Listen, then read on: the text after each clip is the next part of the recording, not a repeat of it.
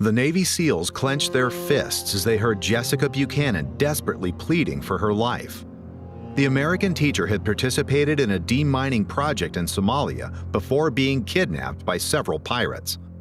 Now she lay sick and starving somewhere in the desert, defenseless against the whims of her heavily armed captors. The operators of the famous SEAL Team 6 would do everything to save her. But one bad piece of news followed the next. Gale force winds would force the sailors to jump out of the aircraft at more than twice the wind speeds of what would have normally canceled the jump. On top of that, they were in the middle of a solar storm, which could block radio communications to support units for hours. The SEALs would have to prove that they were among the best before they even touched the ground. Any other mission would have been delayed by at least a day. But the warriors knew Jessica didn't have those 24 hours. And so, they donned their parachutes, checked their oxygen tanks, and then jumped into the unknown darkness, and one of the most daring hostage rescues ever. Jessica Buchanan was 32 years old and living with her husband in one of the safer areas of Somalia. Together with her Danish colleague, Paul Thisted, she worked for a large aid organization, educating children about the dangers of anti-personnel mines that were widespread throughout the country. On her next assignment, she had to travel dangerously close to the so-called Green Line, an invisible line behind which lay the areas controlled by Islamists. The security situation in the Horn of Africa was already tense as it was, with bomb attacks and small skirmishes between rival tribes occurring almost regularly. However, Jessica had not come to Africa to hide behind walls, so she decided to conduct the anti-mine training anyway. At first, everything seemed to go without incident. But on October 25, 2011, the day of their return trip, everything was about to change for the two humanitarian workers. The first thing that struck Jessica as suspicious was her driver. Instead of their usual chauffeur, a completely unknown man was sitting in the Land Cruiser who was supposed to take them to the airport. Her Danish colleague, however, seemed to be in a hurry and climbed into the passenger seat unimpressed, which is why Jessica stopped worrying. Then, after only 10 minutes of driving, it happened. A massive car forced the convoy to an abrupt halt. Nearly 30 men with AK-47 assault rifles jumped out of several vehicles, banging on the Land Cruiser's windows and yelling orders in a language Jessica didn't understand. Before she could even realize what was happening to her, one of the pirates pointed his gun to her head while her security advisor was violently dragged from the vehicle. A heavily armed man sat down in the vacant seat and gave orders to Jessica's driver, who willingly hit the gas and showed who he was really working for. It wasn't long before they stopped again and switched vehicles amid loud shouting from the pirates. The whole thing seemed very well planned, although the kidnappers had obviously consumed too much khat, a plant common in Africa which acts similar to amphetamines. After the pirates stopped in the middle of nowhere, Jessica and Paul had to prepare their own execution, only to be sent back to the car just before their tragic end. The pirates didn't care at all about the lives of the relief workers, but in order to collect the highest possible ransom, they needed their hostages unharmed. For them, it was fun to mock the powerlessness of the West on the other side of the world. Jessica and Paul, meanwhile, were living their nightmare. They could do nothing, as they were at the mercy of the barbarians and didn't even know if anyone had noticed their disappearance.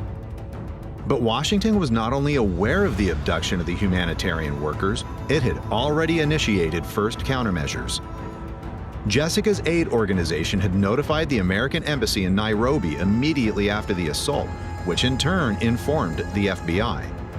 From here, phone calls were made to family members to reassure them and dissuade them from acting rashly.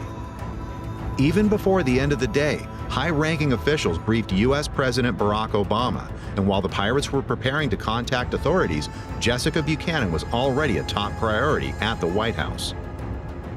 Paul Thisted later recounted that the best thing that could have happened to him was to be kidnapped with an American. Both hostages and pirates were soon to find out what that meant. Almost 3 months later, Jessica was still in captivity. Good news was that she was still alive. Bad news was that despite slow negotiations, no agreement could be made for a ransom, as the pirates had even refused $1.5 million, enough money that each of them would be set up for at least 30 years. Every day, Jessica fought hunger, heat, and the constant fear that the kidnappers would harm her. As if all of that wasn't bad enough, a urinary tract infection had spread through her body, and in the worst-case scenario, it could be fatal. In a final video message to Western authorities, she joined Paul in begging for their lives and a quick payment of the ransom. Otherwise, she would either die from her infection or fall victim to the whims of pirates drugged with khat. That night, Jessica gazed up at the brightly lit starry sky and prayed. Unbeknownst to her, her prayers were answered when 10,000 miles away, 24 cell phones suddenly rang. The men picking up the phones had long beards and were covered with tattoos. Some of them had the stature of a bear, while others looked like hardened marathon runners. But they all had one thing in common: their aura of absolute calm, self-confidence, and professionalism. They were all part of the famous SEAL Team 6, who had just been alerted for a hostage rescue. Over the next few weeks, SEAL Team 6's Blue Squadron trained day and night to rescue Jessica, her pleading voice from the video message always in the back of their minds. The warriors had hunted gruesome men all over the world, but when it came to the lives of women and children, they were especially motivated. On January 25, 2012, the time had finally come. President Obama himself had given the green light for the hostage rescue. 24 of the best warriors the U.S. had to offer would risk their lives to try to free both hostages unharmed. Their plan was to parachute over Somalia and then approach the pirate camp on foot so as not to alert the enemy with loud noises. At the U.S. operations base in Djibouti, around 500 miles from Jessica's location, everything military-related which was useful in some way was gathered. At this point, the total operation cost was already well over $100 million. That was how much America was willing to spend to save just one citizen.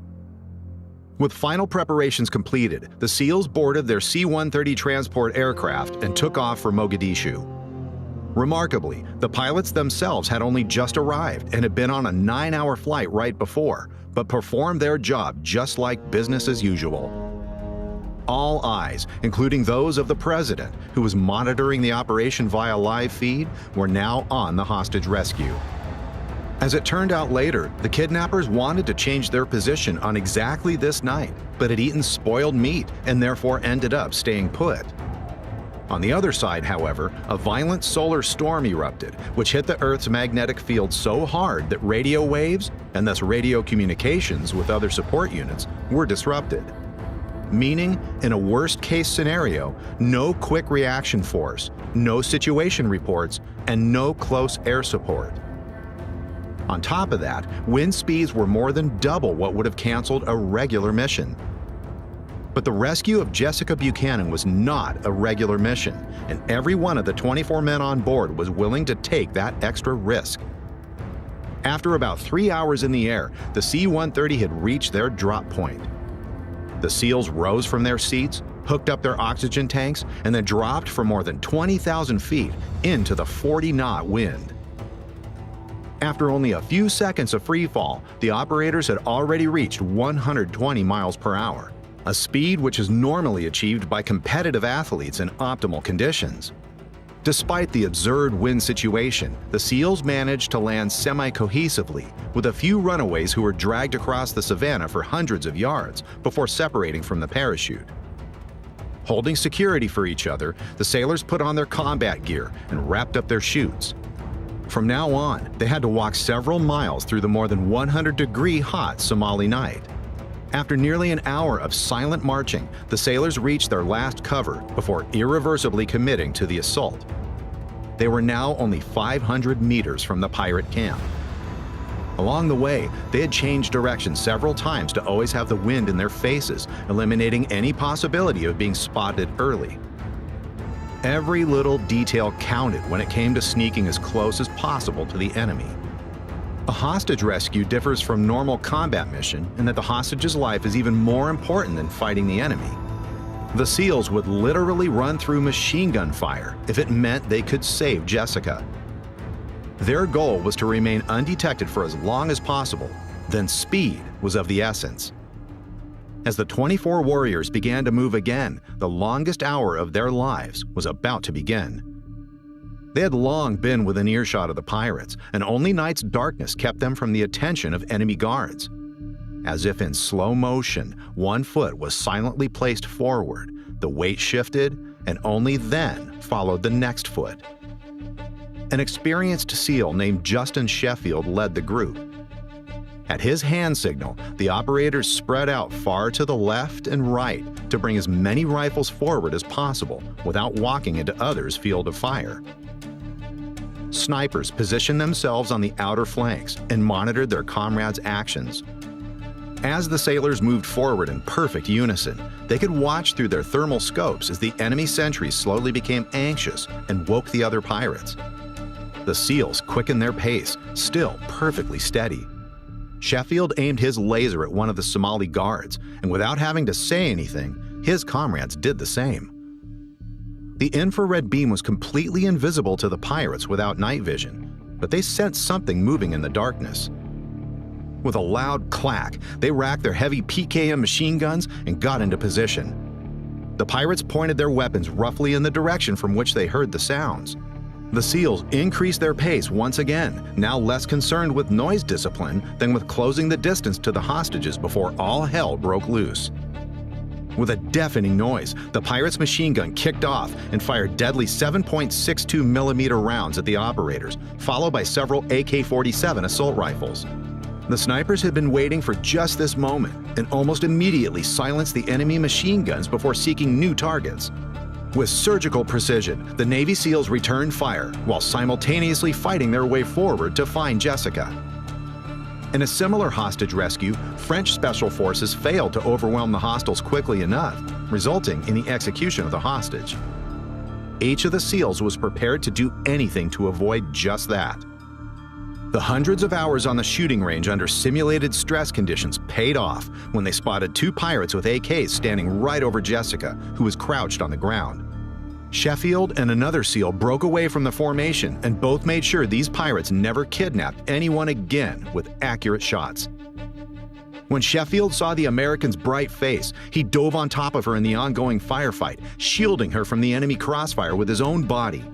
More SEALs joined in, and within seconds the teacher was protected by multiple layers of the world's best warriors. Although the operators themselves all had wives and children, they put the hostage's life above their own. Meanwhile, another comrade had taken care of Paul Thisted, protecting him from enemy fire as well. After all 9 pirates were neutralized and the gunfire stopped, Sheffield put Jessica on his shoulders and sprinted out of the pirate camp as far away from any danger as possible. The other SEALs formed a human shield around the two, ready to resume the fight at any moment. After running as far as his feet would carry him after this energy-sapping battle, Sheffield dropped Jessica off. Pararescue jumpers, the U.S. Air Force's specialized rescue force, tended to the American woman, who still couldn't believe she had just been rescued by her countrymen. As she anxiously asked, "What if more come? More could come." Sheffield coldly replied, "We are SEAL Team 6. We will kill anyone who tries to harm you now." She was visibly reassured by that convincing answer of the bearded warrior who had just rescued her from the worst situation of her life. After the SEALs blew up the pirates' arms depot, they still had to march to the landing zone of the exfiltration helicopter. Whenever a suspicious noise was heard somewhere, or reports of enemies came in over the radio, it took only a few seconds for Jessica to find herself under a layer of Navy SEALs trying to protect her with their own bodies. Fortunately, however, there was no more fighting, and the American, accompanied by the SEALs, ran independently to the Black Hawk that would fly her to freedom. Behind her lay 3 months of captivity among heavily armed pirates, during which she could never be sure that she would live to see the next day. The selfless efforts of the men of SEAL Team 6 had finally saved her. As she reflected on the last few months, one of the soldiers on board knelt beside Jessica, looked her in the eye, handed her a beautifully folded American flag, and said, "Welcome home, Jessica." For those who have made it this far, thanks for